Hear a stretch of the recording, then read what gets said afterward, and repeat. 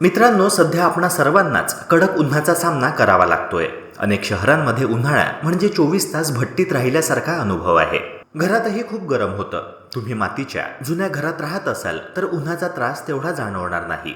पण सिमेंट कॉन्क्रीटनं बनलेल्या घरामध्ये आणि तेही शहरातल्या दाटीवाटीच्या भागात जर तुम्ही राहत असाल तर असं घरही खूप तापतं. प्रत्येकाला एसी परवडणारा नाहीये. सोबतच एसीचे काही दुष्परिणामही आहे. एकतर त्यामुळे वातावरणातील उष्णता आणखीनच वाढते. शिवाय वीज बिलही खूप जास्त येतं.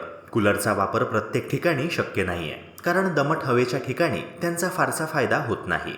उन्हाळ्यात घर थंड ठेवण्यासाठीचे काही परिणामकारक उपाय आपण आजच्या व्हिडिओच्या माध्यमातून जाणून घेणार आहोत. अत्यंत महत्त्वपूर्ण असा हा आजचा व्हिडिओ शेवटपर्यंत अगदी लक्षपूर्वक बघा. तसेच चॅनलवर जर नवे असाल तर व्हिडिओला लाईक करून चॅनलला नक्की सबस्क्राईब करा, जेणेकरून अशाच प्रकारचे माहितीपूर्ण व्हिडिओज नेहमीच तुम्हाला बघता येतील. चला तर मग मित्रांनो, व्हिडिओला लगेच सुरुवात करूया.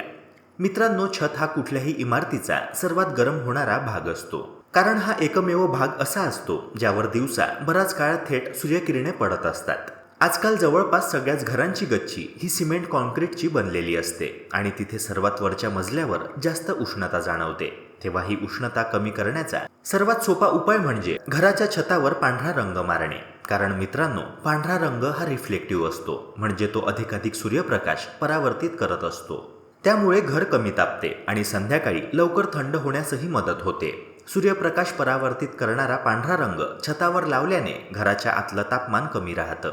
सिमेंटची घरं दिवसा शोषून घेतलेली उष्णता रात्री हवेत सोडतात.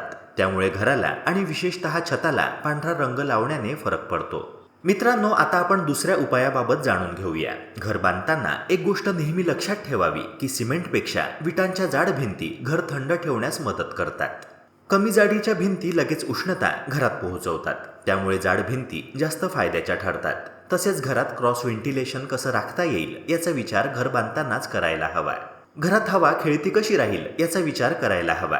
क्रॉस व्हेंटिलेशन म्हणजे खिडकी किंवा दरवाजातून आत आलेली हवा दुसऱ्या बाजूने बाहेर पडण्यासाठीची उपाययोजना.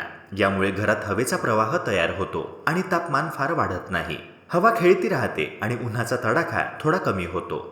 काही घरांची संरचना अशी असते की तेथे क्रॉस व्हेंटिलेशन करणे शक्य होत नाही.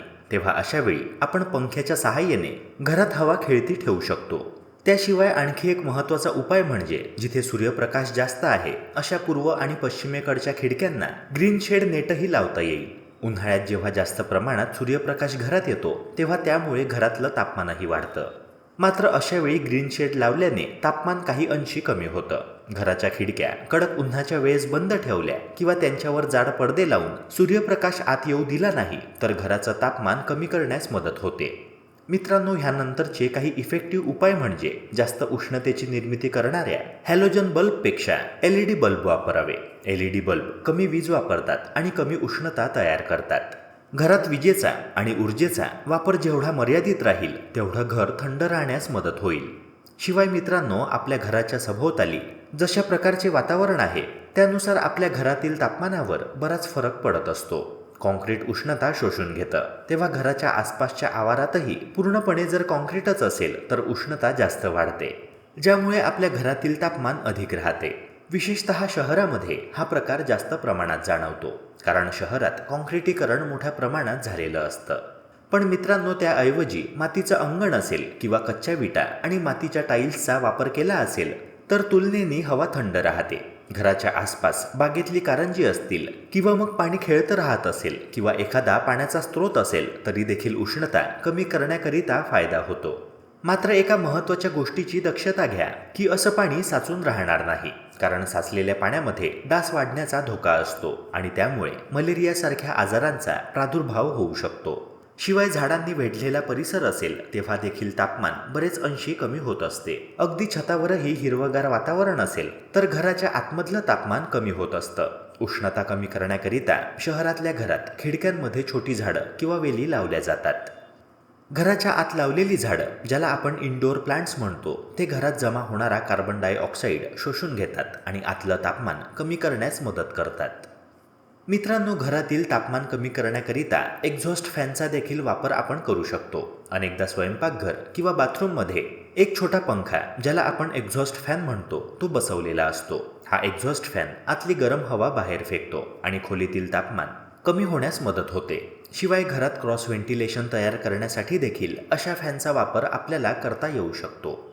मित्रांनो, छतावरचा पंखा म्हणजे सिलिंग फॅनची पाती स्वच्छ आहेत ना हे तपासून पहा. कारण धुळीने भरलेली पाती जड असल्या कारणाने पंखा नीट हवा खेळती ठेवू शकत नाही. सिलिंग फॅन खाली एका बादलीमध्ये बर्फ किंवा थंड पाणी ठेवलं तरी थंड हवा घरात खेळती राहू शकते. मित्रांनो, यासोबतच उन्हाळ्यात पॉलिस्टर सारख्या कपड्यांपासून बनलेल्या गाद्या, पांघरुणं, पडदे आणि अन्य वस्तू वापरणं कमी करा. पॉलिस्टर सारखी काही कापडं वातावरणातली आणि आपल्या शरीरातील उष्णताही शोषून घेतात.